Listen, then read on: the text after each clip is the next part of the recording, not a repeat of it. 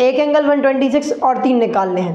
Parallel lines plus perpendicular is equals to easy game. Ready? तो चलो शुरू करते हैं। So good morning everyone, welcome to the math station. This is JP sir. करते हैं question second को solve. देखो क्या बोल रहा है question. In figure 6.24 if A B is parallel to C D, EF is perpendicular to CD and angle GED is equals to 126. Find angle AGE, angle GEF and angle FGE.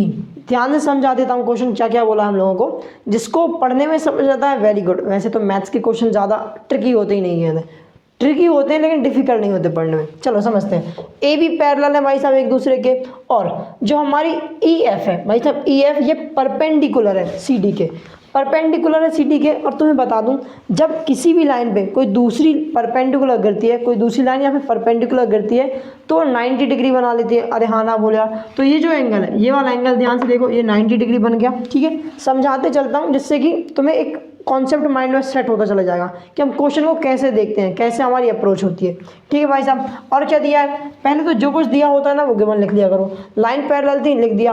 Perpendicular था, लिख दिया। और क्या दिया, एक चीज़ और, angle GED। Angle देखो, angle GED, angle GED मतलब ये पूरा एंगल 126 डिग्री दिया है। ध्यान से देख लो। अब हमसे कौन कौन से एंगल पूछे, वैसे मैंने मार्क कर दिए हैं, फिर भी हम पढ़ के देख लेते हैं। जो कुछ पूछा है वो लिख लो। भाई साहब कौन सा एंगल पूछा है, सबसे पहले एंगल AGE। एंगल AGE कौन सा है, ये अंदर वाला। ठीक है। सेकंड एंगल क्या पूछा है, angle GEF। Angle GEF, angle GEF मतलब ये अंदर वाला एंगल। और पूछा है हमसे FGE मतलब ये अंदर वाला एंगल। बात समझ आई? ये 3 एंगल पूछे, आराम से निकाल लेंगे, कोई झंझट वाली बात नहीं है। चलो ध्यान से देखो, सबसे पहले जो पूछा है उसको देख लेंगे। अब ना कुछ ऑब्जर्वेशन करना, क्या दिया है और क्या पूछा है, क्या दिया है और क्या पूछा है। ABCD के पैरेलल, ABCD के पैरेलल। ठीक है।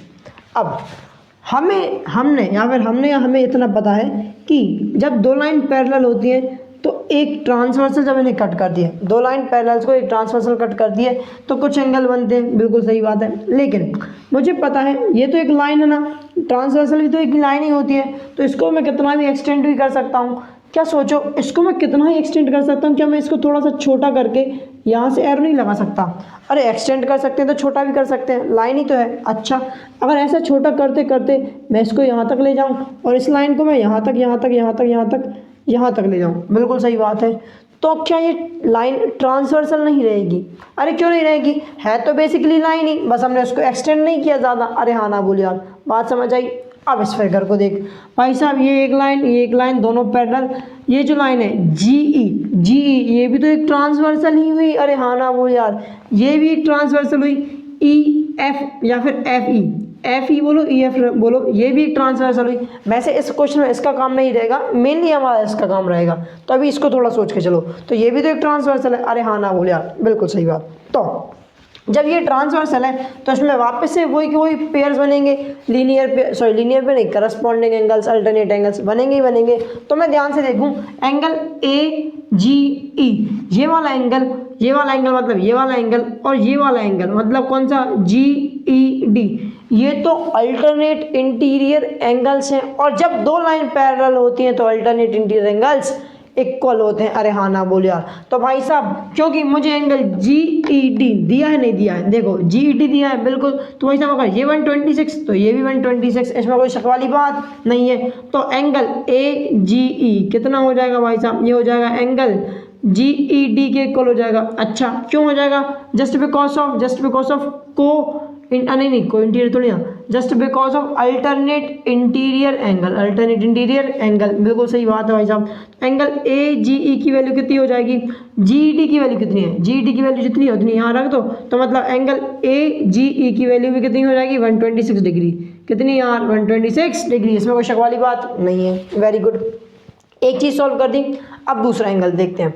अभी पहले ये किया था, अब इसको देख लेते हैं। अब जरा ध्यान से देखो, हमें क्या दिया है, हमें दिया है GED, ये पूरा का पूरा एंगल 126 है। अरे हाँ ना बोलिया। हमें ये भी दिया है कि EF या फिर FE एक परपेंडिकुलर है। हमें पता है जब एक लाइन पे कोई परपेंडिकुलर गिरती है तो 90 डिग्री बनता है। अच्छा, तो ये एंगल तो हो गया हमारा 90 डिग्री। हमें क्या निकालना है, ये निकालना है, सीधी सी बात है।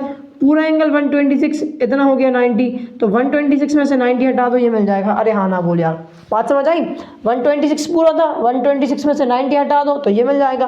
बिल्कुल सही बात है। सो नाउ यहाँ पे नाउ करके लिख सकते हो, या फिर इसको फर्स्ट डाल दिया करो, इस वाले को सेकंड डाल दो, कोई दिक्कत नहीं, कुछ भी कर सकते हो। चलो मान लो इसको सेकंड डाल देते हैं, थोड़ा सा आसान पड़ता है, ठीक, और कुछ समझने के लिए। तो कौन सा भाई साहब, जो हमारा एंगल जी ई डी है वो किन किन एंगल से मिलकर बन रहा है? Angle G E F plus angle F E और डी, इन तीनों एंगल, इन दोनों एंगल से मिलकर बन रहा है। अरे हाँ ना बोल यार, बिल्कुल सही बात है, ये अच्छे से बना दूँ। चलो so angle G E D, angle G E D की वैल्यू कितनी है? 126, लिख दो, कोई दिक्कत नहीं। जी ई एफ की वैल्यू नहीं है, कोई नहीं, लिखे रहने दो, जी ई एफ को जी ई एफ लिखा रहने दो, प्लस इसकी वैल्यू कितनी है? 90 है। अच्छा, ये 90 इस साइड प्लस का है, इक्वल्स टू किस साइड आएगा? तो माइनस का हो जाएगा, इसमें कोई शक वाली बात नहीं है। So 126 minus 90 is equals to angle G E F. अरे हाँ ना बोल यार, बिल्कुल सही बात है। तो जब ये एंगल, पता ना मेरा थोड़ा एल जैसा बन जाता है, पता नहीं क्या ही बन जाता है, कोई दिक्कत नहीं, तुम्हें समझ आ गया, काफ़ी है। 126 में से 90 हटा दो, 126 में से 90 हटा दो, तो भाई साहब 26 तो ऊपर सूखे सूखे बच गए, और 10 और बचेंगे ना हमारे पास। भाई साहब 90 हटाना है, 100 नहीं हटाना। 100 हटाएंगे तो कितना बचेगा? 26, और 10 और जोड़ना पड़ेगा, क्योंकि हमें 100 नहीं हटाना, 90 हटाना था। तो कितना हो जाएगा? 36। अरे इतना तो आता ही हुआ यार, 9th क्लास में हो। सो जी ई डी, जी ई एफ की वैल्यू क्या आ गई? 36 डिग्री, इसमें कोई शक वाली बात नहीं है। अच्छा अच्छा अच्छा अच्छा अच्छा अच्छा अच्छा अच्छा अच्छा अच्छा अच्छा, इतना तो कर लिया। अब अगला क्वेश्चन करते हैं, मतलब अगला एंगल देख लेते हैं। अगला एंगल कौन सा है? एंगल एफ जी ई, एंगल एफ जी ई मतलब ये वाला एंगल। अब ध्यान से देखना, थर्ड डाल दो इसमें, चलो डाल देते हैं थर्ड। डालो नहीं डालो कोई फ़र्क नहीं पड़ेगा, ठीक है, नाव या फिर कुछ भी कर लिख दिया करो, समझ जाएगा। इतने इंटेलिजेंट है तो टीचर वाले, टीचर चेक करने वाले। ध्यान से देखो, अगर मैं इस एंगल को देखूं तो एक लाइन है मेरे पास ए बी, वहाँ से एक रे खड़ी हो रही है, और रे में दो एंगल बन रहे हैं, मतलब एडजेसेंट एंगल बन रहा है। अरे हाँ ना बोल यार।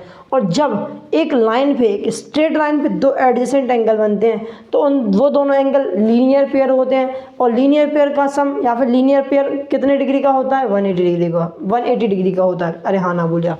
तो इन दोनों का सम जो होगा 180 डिग्री होगा, ठीक है। तो यहाँ से भी निकल सकता है, एक अप्रोच ही हो सकती है, या फिर हम ज़्यादातर 6.2 में क्या कर रहे हैं, एंगल्स मतलब पैरेलल लाइंस, ट्रांसवर्सल, इन दोनों के बीच के एंगल देख रहे हैं, तो एक और अप्रोच हो सकती है। देखो ये एक ट्रांसवर्सल थी, अरे हाँ ना बोल यार, ये एक ट्रांसवर्सल है, और ये एंगल और ये एंगल अगर मैं देखूं ध्यान से, तो दो पैरेलल लाइन, एक ट्रांसवर्सल, दोनों सेम साइड वाले एंगल, दोनों सेम साइड वाले एंगल को हम बोलते हैं कोइंटीरियर।